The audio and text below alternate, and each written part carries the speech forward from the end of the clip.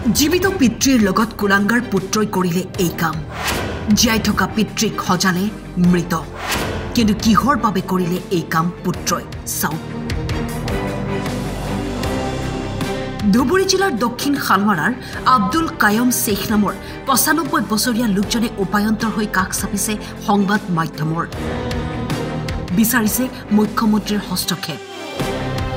কিয়নো জীৱনৰ অন্তিম কালত তিনি পুত্ৰই মাটিৰ ঘকৰ বাবেই নিজৰ জীয়াই থকা পিতৃকো মৃত সজাই দালালৰ সহায়ত ভয়ংকৰ জালিয়াতি কৰিলে। ১৪ বিঘা ৮ কঠা মাটি চতুৰালিৰে নিজৰ নিজৰ নামত নামজাৰি কৰি ল'লে। ল'ৰাটো ৪টা ল'ৰাই তাক মৃত্যু দি মাটিটো লৈ লৈছে। সিহঁতে মাটি লৈ লৈছে। সেইটো আমি হেমন্ত ছাৰক, আমাৰ ৰাজ্যৰ মুখ্যমন্ত্ৰীৰ, আমাৰ ভাৰতৰ মুখ্যমন্ত্ৰীৰ এইটোৰ আমাৰ আহ্বান, এইটোৰ ন্যায় বিচাৰ লাগে।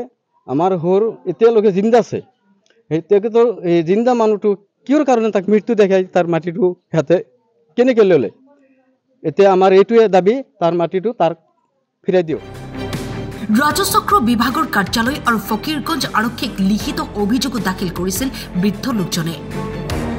কিন্তু ঘটনাৰ সন্দৰ্ভত বিভাগীয় কৰ্তৃপক্ষই কোনো গুৰুত্ব আৰোপ নকৰাৰো অভিযোগ। পুত্ৰৰ প্ৰবঞ্চনাৰ বলি হৈ চকুৰ টুকিছে বৃদ্ধগৰাকীয়ে। আব্দুল কায়ুম কি হৈছে? মাটি নিয়া কি হৈছে? মাটি নিয়ে ওরা চুল ফিরে নিছে, আমাকে কয় নাই। চুল ফিরে ওর নাম উঠা নিছে, আমাকে জানা নাই। আমি আর বিশ্বাস চাই। তো আপনি জীবিত মানুষ আমাকে মৃত্যু দেখাইছে নাকি? কেটা দেখাইলো এটা? মানে বড় পুকুর পোয়ালা। বড় পুকুর পোলার নাম কি? আব্দুল ওয়াকিল, আব্দুল রমেশ,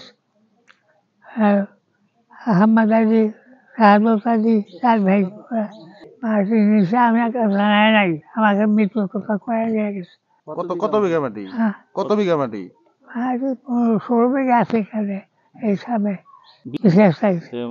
আসামের মুখ্যমন্ত্রীর কাছে কি দাবি জানাবেন?